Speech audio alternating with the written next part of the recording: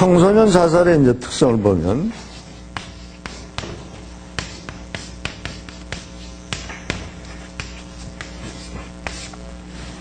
우리가 일반적으로 이제 청소년들의 심리는 뭐 너무나 다 잘 알죠.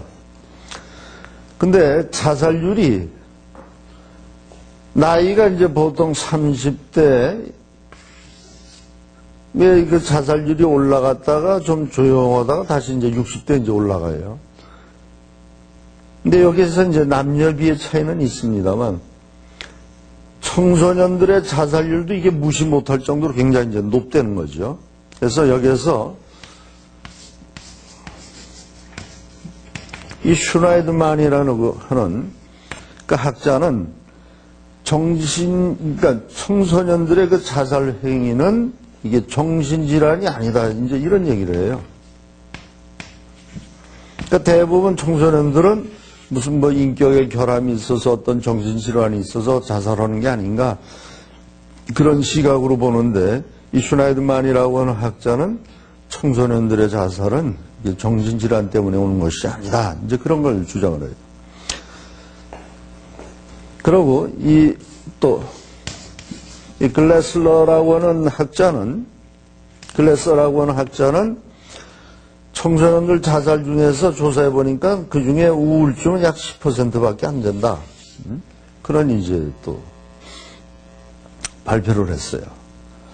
그러니까 그러면 청소년들의 자살의 특성은 뭐냐? 이런 게 아니면 주로 문제가 되는 것이 이 충동성. 그 다음에 또 하나는 다른 사람을, 타인을 조종하려고 하는 그런 의도에서 이제 한다. 그럼 이것은 왜 그러냐? 청소년들이 생각하기에 자기 자신에게 부당하게 대했던 그런 가족이나 친지에게 이제 보복을 하는 심리로 자살을 한다는 거예요. 너희들이 나를 그렇게 괴롭혔고 나를 갖다 못살게 그랬기 때문에 나는 보복하는 수단으로 나를 죽이는 것이다. 내가 죽고 나면 당신들이 얼마나 마음의 상처를 받겠느냐. 그런 뜻이라는 거예요. 근데 그런 것들이 계획되지 않고 사전에 계획되지 않고 그런 갑작스러운 충동으로 인해서 이제 자살을 한다는 거예요. 다시 말씀드리면 청소년이 생각하기에 자기 가족이나 친구 관계에서 느끼는 분노나 좌절이나 충동성을 또 그런 걸로 인해서 오는 심리적 갈등을 해결하기 위한 수단으로 이제 자살을 이제 한다. 그런 얘기가 됩니다. 우리들이 흔히 청소년의 그 시기를 이 회오리 바람이 부는 시기다 아니면 폭풍우가 부는 시기다 여러 가지로 우리가 이제 표현을 해요. 그만큼 이 청소년들은 여러 가지의 이제 그 갈등 상태에 이제 놓여지게 되죠. 그래서 가장 그 정서적인 충동성이 심화되는 그런 시기가 돼요. 그렇기 때문에 이 시기의 그 청소년들의 자살이라고 하는 것은 굉장히 다분히 충동적이면서 또 하나는 아주 폭발적으로 이제 이루어진다 하는 거죠.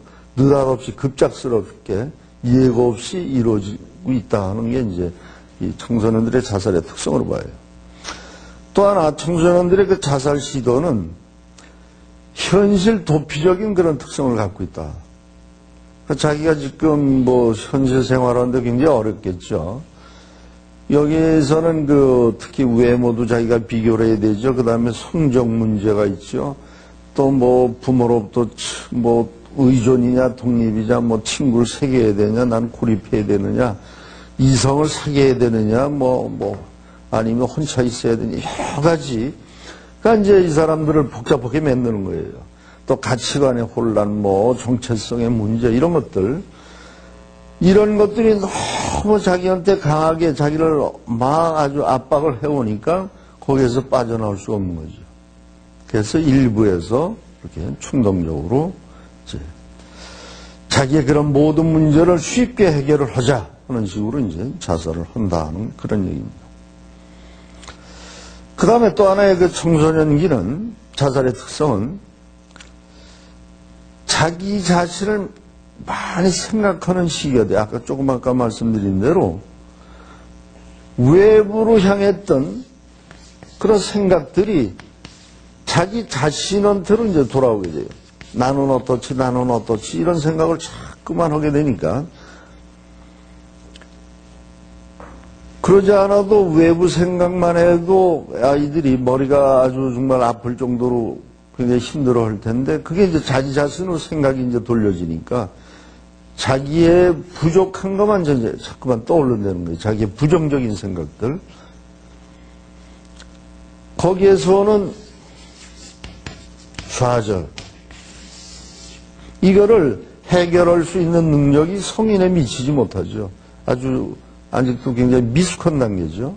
이걸 처리하는 능력이. 뿐만 아니라 이 시기의 아이들은 자존심은 굉장히 높아요. 어느 정도로 높으냐 하면 우주는 나를 위해서 있는 것 같다. 그런 생각을 가져요. 그래서 나를 중심으로 해서 모든 세상이 움직인다. 그럴 정도로 이제 높은 자존심을 갖고 있는데 이때 상처를 받았을 때 성인과 달리 자존심을 치유하는 그런 능력이 굉장히 미숙해요. 그렇기 때문에 금방 자아의 강도가 약해지고 또 이런 부정적인 심리가 자기 이런 좌절이나 상처받은 자존심을 빨리 회복하고자 하는 그런 시도가 또 자기를 죽이는 그런 형태로 이제 나타날 수 있다고 이제 생각이 되는 거죠. 그래서 몇몇 학자들이 이제 이 청소년들의 그 자살에 대한 그 동기를 이제 연구를 해봤는데, 자살의 동기. 보니까 대략 한 50%에서 진학 실패, 그 다음에 이제 성적 비관, 그 다음에 뭐 시험 불안, 그 다음에 친구와의 고립, 그 다음에 이성 문제, 그 다음에 이제 부모와의 어떤 문제, 이제 이런 순서로 나타난다 그래요. 그러니까 가장 많은 것이, 가장 높은 것이 이 진학, 그러니까 앞으로의 진로 문제지만 주로 이 성적과 관계되는.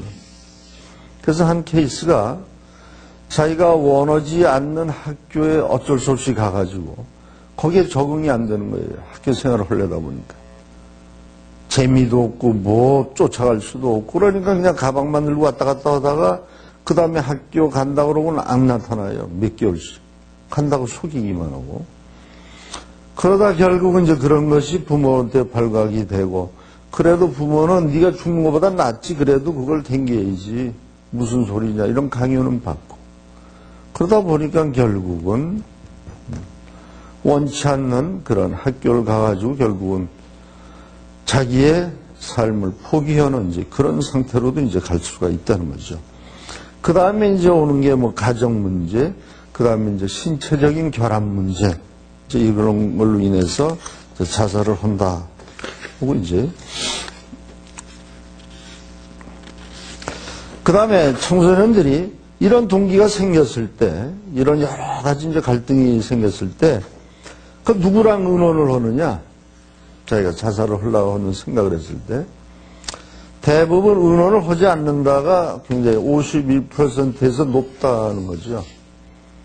얘기를 잘 안 하려고 그러는 거예요. 그 다음에 이제 친구한테 이제 한번 얘기 좀 해볼까 하는 게 약 26% 정도. 그 다음에 뭐 상담 선생님이나 아니면 뭐 정신과 의사나 이런 데 가서 한번 의논해보자 하는 것이 이 10% 미만이라는 거예요. 그래서 청소년들의 이 특성은 얘기를 하지 않으려고 그런다. 그러니까 모든 것을 스스로 혼자 결정을 하려고 한다 하는 것이 이제 더 위험하다는 거죠. 그래서 이렇기 때문에 우리가 자살에 대한 이제 예측할 수 있는 그런 걸 좀 이제 찾아봐야겠는데 어떤 아이들이 이제 자살을 할 가능성이 있을까? 이걸 한번 보는 거예요. 첫 번째가 누가 보기에도 자기도 물론이고 자타가 보기에도 사회적으로 이렇게 고립된 아이. 아까 말씀드린 이 아노미. 사회적으로 고립되어 있는 아이들. 또 뭔가 완전벽을 추구하는 아이들이 있어요. 철저하게 아주 100% 나는 완전하게 인생을 살아야 된다고 생각을 갖고 있는 아이들. 그렇지 못할 때 철저하게 자기를 비판하고 비난하는 아이들이 있어요. 청소년.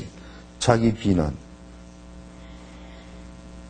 그 다음에 아주 내성적이고 조용한 아이들. 다시 말하면 자기의 마음속을 바깥으로 드러내지 않고 항상 모든 것을 마음속에 이렇게 묻어두는 아이들. 이런 아이들이 이제 무섭다는 거예요. 그리고 자기 자신도 스스로를 이해하기 어렵다 이렇게 표현하고 부모나 친구들도 야, 난 쟤네들 쟤는 정말 이해를 못하겠어. 무슨 생각을 하는지 이렇게 이해하기 어려운 그런 아이들이 이제 항상 좀 아주 주시해서 좀 관찰해야 될 그런 이제 대상에 이제 포함이 된다 그래요. 그리고 모든 그 자살을 하려고 하는 사람들은 사전에 경고를 한다 그래요. 시그널을 보내는데 자살에 대한 이 시그널을 보내는데 경고를 보내는데 신호를 보내는데 주변 사람들이 그 신호를 이제 알아차리질 못한다는 거예요. 그래서 첫 번째가 언어적인 걸로는 말로는 주로 어떤 말을 많이 쓰냐 하면 이 아이들은 차라리 이럴 바에 내가 태어나지 말 것을 그런 말. 또 하나는 나 같은 놈은 없어져 버리면 우리 집 식구들이 얼마나 좋아할까, 얼마나 시원해할까 이런 말들. 또 하나는 내가 죽어버리면 당신들 마음이 굉장히 아플 거야 이런 식. 이게 이제 보복심리죠. 그 다음에 자꾸만 그 자살이라는 말을 농담 반 진담 반 자꾸만 하고 다니는 게 주위에다. 난 죽을 거야, 난 자살할 거야 뭐 이런 얘기를 농담 반 진담 반. 또는 나는 이제 모든 걸 끝내고 싶다 이런 표현을 이제 자주 쓴다는 거죠. 그러면서 행동은 이제 어떤 변화가 오냐면 언어는 이렇게 이런 말들을 많이 쓰면서 행동은 자기가 이제 소중하게 여기고 아주 소중하게 간직하던 물건들을 잘 정리를 하고 그 다음에 이제 그런 것을 친구들 누구한테 자꾸만 이제 나눠준다는 거예요. 그 다음에 생명에 위험이 되는 그런 행동들을 막 한다는 거예요. 위험한 행동들을 막 이제 차를 몰고 간데도 막 그냥 아무데나 공격적으로 운전을 한다든지 충동적인 그런 운전을 한다든지 뿐만 아니라 이렇게 좀 만용적인 그런 행동을 보인다는 거예요. 차가 가고 기차가 가는데 막 뛰어든다든지 이런 식으로 그 만용을 좀 부린다. 그러다 보니까 자주 사고를 낸다는 거예요, 행동이. 그러면서도 심한 외로움, 또 심한 그 단조로움, 너무 심심하다, 뭐 이런 것들을 이제 자주 호소한다 그래요. 그러면서 이게 굉장히 서성거리고 안절부절 못하고 굉장히 초조하고 불안해하고 그런 것을 이제 보이게 되죠.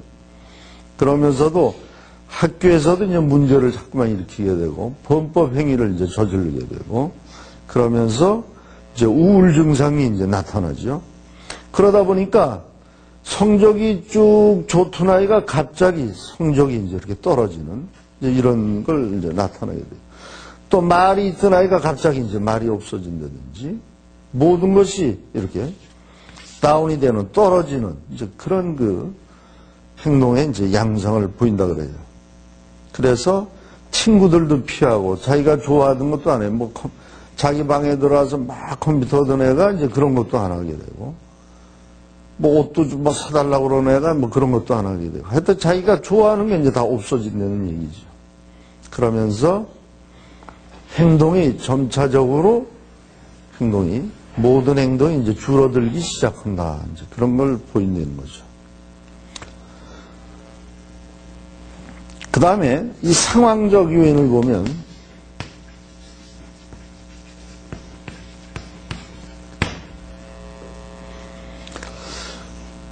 부모와의 대화에서 자주 어려움을 느낀다는 거예요. 다시 말하면 부모가 나를 이해해 주질 못한다. 또 이 아이도 마찬가지로 나는 부모를 이해할 수가 없다. 그러니까 부모하고 대화가 안 된다는 거예요. 내가 얘기해봐야 뭐 부모가 알아주지도 못하고. 지금 청소년이 어느 정도냐면 그 제가 알고 있는 하나의 케이스는 자기 아버지가 이제 그 사회에 이제 생활을 하시다가 이제 일찍 명예퇴직을 하셨어요. 얼마 전에. 그 이제 어머니가 생활을 하셔야 돼요. 그 어머니가 이제 가장이 돼서 가장 역할을 막 하다 보니까 아버지의 권위, 아버지의 역할은 이제 이렇게 점점 내려가고 어머니의 권위가 이제 올라가게 돼요. 그것을 이 장남이 지켜보고 있는 겁니다.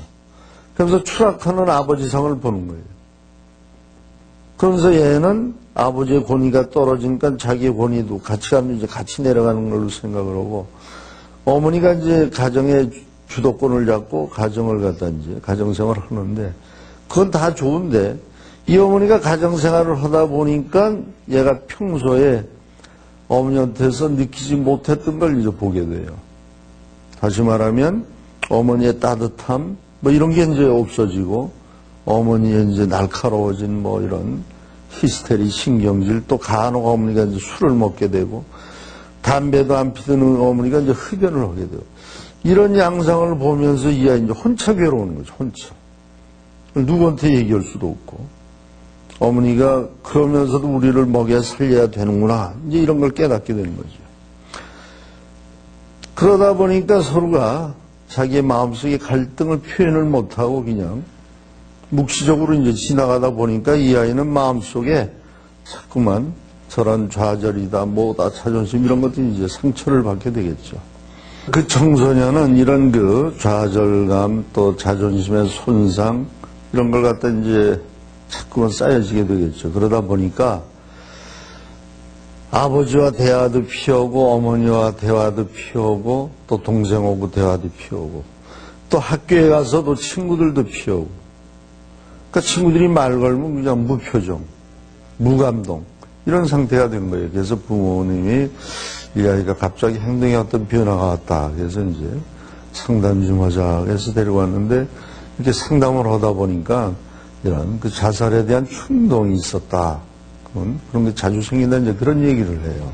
그래서 그런 경우에 나중에 이제 치료에 대해서 이제 말씀을 또 다시 말씀을 드리겠습니다만 하여튼 이런 부모와의 대화에서 서로가 이해가 안 간다. 이런 게 오래 간다 했을 때 이건 좀 문제가 될 수가 있다는 거죠. 두 번째는 사랑하는 사람과 이제 이별. 이건 대상은 누구 간에 자기가 사랑을 깊이 하고 있던 사람이 그와의 이제 이별이 됐을 때 또는 상실이 됐을 때 오는 그 슬픔이 이제 상황적 요인이 될 수 있다는 거예요. 이건 청소년은 아니고 지금 한 20대 후반에 있는 사람인데 중학교 때 할아버지가 돌아가셨어요. 그 후에 그 할아버지의 죽음이 너무나 충격적으로 와서 죽음에 대한 공포에 지금 빠져 있는 거예요. 그래서 여지껏 치료를 받고 있는 그런 경우도 있어요. 그러니까 자기를 너무나 아껴주고 사랑해줬던 사람이 죽음을 자기가 직접 목격하면서 거기서 받는 충격의 여파가 이런 상황적 요인이 될 수가 있다. 그런 거죠. 그 다음에 이런 걸 견디지 못하고 좌절이나 자존심의 손상이라든지 여러 가지 열등감이라든지 뭐 이런 그 청소년이 받는 갈등을 제대로 처리하지 못했을 때 이 아이들이 일부에서 약물 오남용을 해가지고 약물 오남용으로 인해서 약에 의해서 또 죽게 되는 경우가 또 있죠. 그래서 약을 너무 많이 이제 복용을 한다든지 그런 것도 무의식을 들여다보면 이것은 자살하고 싶은 충동에 의해서 이제 약을 사용하고 있다. 그걸 우리가 간접 자살행위라고 불리는 거죠. 그런 것도 전부 이런 상황적 요인으로 이제 우리가 볼 수 있다는 거죠. 그래서 이제 그럼 우리가 자살에 대해서 우리가 그럼 어떻게 대처를 할 건가? 이거를 잠깐 한번 살펴보죠. 방법들은 먼저 우리가 가정에서 해야 될 일입니다. 예전에는 우리 가정의 분위기라고 하는 것이 부모와 자식 또는 형제 간의 이 대화의 뭐라 그럴까요? 대화를 할 수 있는 그런 시간, 그런 공간이 굉장히 많이 있었는데 요즘에 이제 사회가 발전하고 뭐 바쁘다 보니까 그런 시간, 그런 장소 이런 게 자꾸만 없어져 가요. 따라서 부모와 자식 간의 대화, 형제 간의 대화 이런 것이 자꾸만 단절이 돼 간다는 거죠. 그래서 이런 걸 빨리 회복을 시켜야만 우리가 미리 그런 징조를 알아차릴 수가 있다는 거죠. 그래서 예방을 할 수 있다. 그렇기 때문에 우리가 좀더 대화를 하는데 대화라는 것이 형식적인 대화가 아니라 진짜 마음을 서로 주고받고 이해할 수 있는 그런 진실된 이제 대화를 나누는 것이 가장 중요하다는 거죠. 그 다음에 만일에 가정에서 어떤 이런 징조가 나타난 아이를 발견을 했을 때 이때는 두려워하지 말라는 거예요. 두려워하지 말고 솔직하게 질문을 해라 이게. 너 정말 죽음에 대한 생각을 해본 적이 있니? 그런 충동을 느껴본 적이 있니? 그런 시도를 해본 적이 있니? 있다 그러면 언제 어디서 어떤 방법을 네가 생각했었니 하는 것을 아주 솔직하게 질문을 나눠라 그래요. 그래서 그런 질문을 그 아이가 대답을 하는 과정에서 자살의 충동성이 감소된다는 겁니다. 그러니까 두려워하지 말고 자살에 대한 그 질문을 많이 해보자 그런 거죠. 그러고 가족들이 좀 더 많은 관심, 그 다음에 그 아이를 이제 인정해주는 그런 가정의 분위기를 이제 바꿔주는 것이 좋겠다. 그 다음에 이제 학교에서는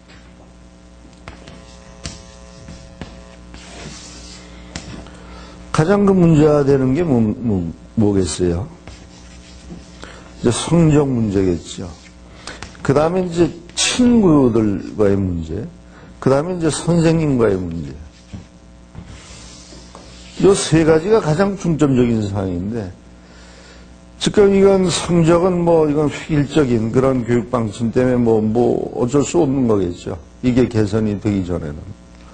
잘하는 아이는 잘하는 대로 올라가고 못하는 아이는 못하는 아이대로 또 복습을 하면서 이제 이게 쫓아가는 이런 게 있어야 될 텐데 이 아이들은 바로 이런 성적에 대해서 너무 이제 다시 말씀드리면 이 대학 입학이다 하여튼 이런 것들이 이 아이한테 굉장히 어려움을 주고 있다. 그러니까 이런 것은 제도적으로 일단 시정이 돼야 되겠다는 그런 거가 되겠죠. 그 다음에 친구를 사귀는 거, 이것은 이 아이가 친구가 없나 아니면 고립된 아이인가 이것을 이제 선생님들이 금방 아실 수가 있겠죠. 그래서 친구가 없으면 왜 없을까? 왜 저 아이는 항상 혼자서 웅크리고 왜 강의 시간에도 맨날 머리를 떨구고 왜 저러고 있을까? 등하교 시간에 왜 혼자만 다닐까? 왜 제 얼굴 표정 왜 저럴까? 그래서 이런 아이들은 미리 발견하셔가지고 그런 상담을 통해서 예방을 할 수가 있겠다는 그런 얘기죠. 근데 어떤 경우에는 친구가 많은 아이인데도 굉장히 슬퍼하는 아이가 있어요. 외로워하는 아이. 그래서 이제 그런 아이들도 또 특별히 관찰할 필요가 있겠죠. 그 다음에 이제 선생님과의 관계. 이 아이들의 청소년들의 그 심리라고 하는 것이 선생님이 인정을 해줬을 때 이 아이들은 놀라운 변화가 일어나요.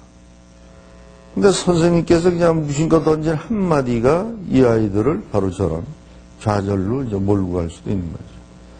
그러니까 어떤 아이들이건 간에 아이들은 선생님을 존경하고 선생님이 자기를 인정해주고 관심을 가져주길 바라고 있다. 그래서 선생님이 지나가면서 머리를 한번 쓰다듬어 주시고 한마디 따뜻한 말 한마디가 이 아이들한테는 엄청난 그런 변화될 수 있는 그런 효과를 가져올 수 있다. 이제 그런 얘기가 되겠습니다. 그 외에도 뭐 원인은 뭐 여러 가지가 있겠죠. 학교에서 해야 될 일이. 그 다음에 이제 그 사회에서의 우리가 대처하는 방법을 이제 살펴보면 이건 너무나 많겠죠. 사회는. 가장 큰 문제가 사회 분위기겠죠. 분위기. 그 다음에 또 하나 뭐겠습니까? 이 아이들이 요 시기에 아주 특징적으로 나타나는 모방심리. 영화에서 죽음의 장면이라든지 자살의 장면이 멋있게 아주 무슨 뭐 동정적으로 표현됐을 때 아이들이 그걸 모방할 가능성이 높다는 겁니다. 그 미국에서 말이에요. 그런 일이 있었다고 그러잖아요. 신문인가 언론에서 이제 이 자살 사고에 대한 보도를 하고 난 후에 보니까 일주일간의 자살자들이 증가하더라는 거예요. 이게 바로 이제 그 모방 심리에서 이제 오는 거라는 거죠. 그렇기 때문에 그 청소년들에 대한 그 자살 이런 것은 그런 그 보도에 철저한 어떤 보완이 있어야 되겠다. 그러니까 되도록이면 안 해주는 게 이제 좋다고 하는 것이 그 학자들의 이제 그 주장이기도 합니다.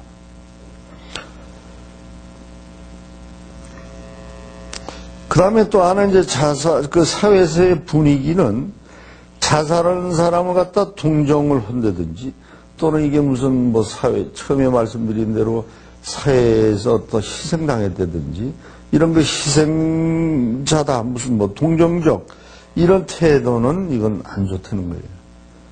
그래서 자살이라고 하는 것은 인간 생명 존엄성을 스스로 포기한 것이다. 인간 생명의 존엄성. 이것을 스스로 포기한 것이다. 자살은 또 자기 생명에 대한 자신 스스로가, 그러니까 자살이라고 하는 것은 자기 생명을 자기 스스로가 포기한 거다. 이게. 외부의 요인이 아니라, 사회적 요인, 무슨 요인이 아니라, 자살은 자기 스스로가 자기 생명을 스스로 포기한 것이다. 그러고 인간이면 태어나서 누구나 자기가 져야 될 책임을 회피하는 것. 이런 식으로 이 비판적인 시각을 가져야만 자살자를 갖다 줄일 수가 있다는 거죠. 그래서 결국 절대로 이런 그 동정적인 분위기 이런 건 올바르지 않다. 이제 그런 이론이 되겠습니다. 그래서 끝으로 쭉 이제 말씀드린 것은 이제 정리를 해보면 이렇습니다.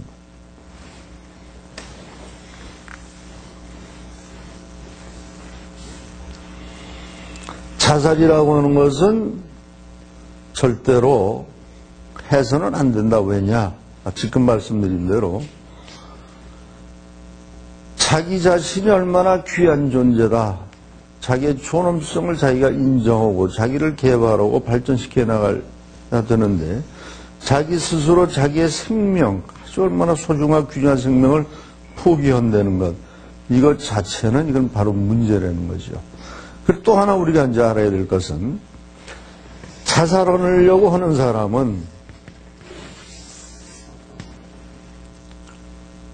자살하는 순간까지 목숨이 막 끊어지는 순간까지도 다른 사람이 자신을 구원해 주기를 바라고 있다는 거죠. 그래서 자살하는 사람들은 죽는 그 순간까지도 자기가 구원받기를 원하고 있다. 우리는 이걸 꼭 알아야 되는 거예요.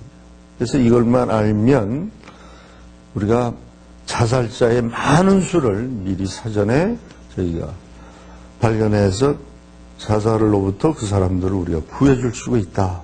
이제 그런 얘기가 되겠습니다. 그래서 다시 한번 우리는 항상 그 청소년들한테 우리 인간이 얼마나 존귀하고 우리가 귀한 존재인가 하는 것을 다시 한번 이렇게 깨닫게 해주는 그런 것이 굉장히 중요한 우리들의 과제가 아닌가 그렇게 이제 말씀드리면서 이 자살 심리에 대한 그 강의를 끝일까 합니다. 네, 감사합니다.